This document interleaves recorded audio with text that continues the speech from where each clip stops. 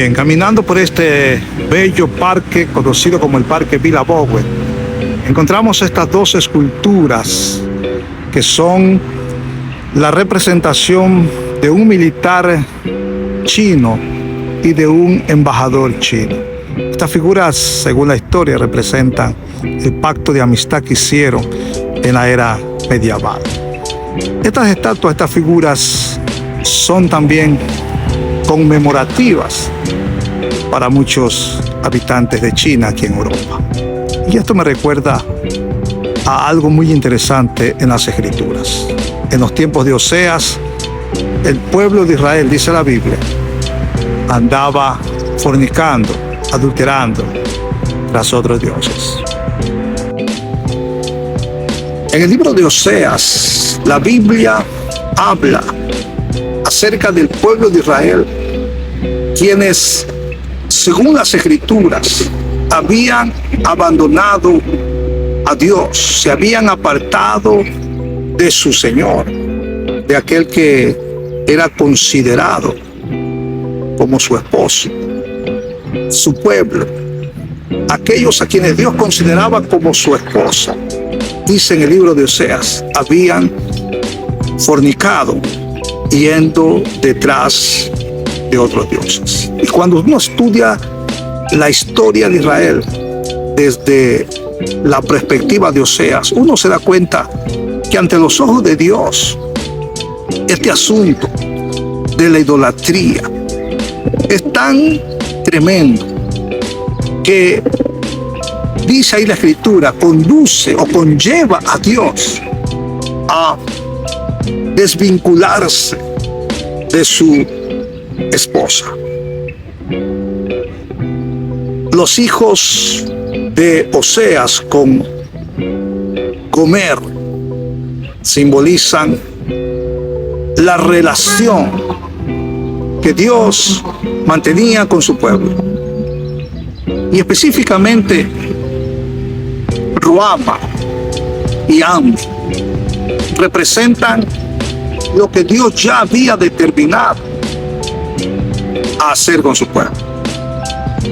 Dios había determinado lo siguiente: primero, dejar de amar a su esposa, no más amor hacia ella.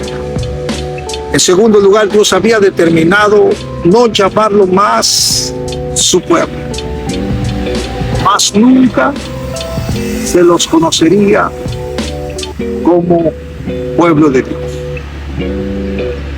Ruama y Ammi representan estas dos situaciones. Jezreel, otro hijo de Oseas, representaba el castigo que Dios había también determinado llevar en contra de su nación, de su pueblo, Israel. ¿Qué quiero decir con todo esto? Quiero en este programa mostrarle a usted, amado hermano, que la idolatría es algo que rompe el pacto entre Dios y su pueblo. Pues así como Dios miraba a Israel desde una perspectiva de adulterio y de fornicación, de esa misma manera Dios nos ve cuando nosotros abandonamos su amor, cuando nosotros preferimos el amor de otras cosas antes que el amor de Dios. Madre hermano,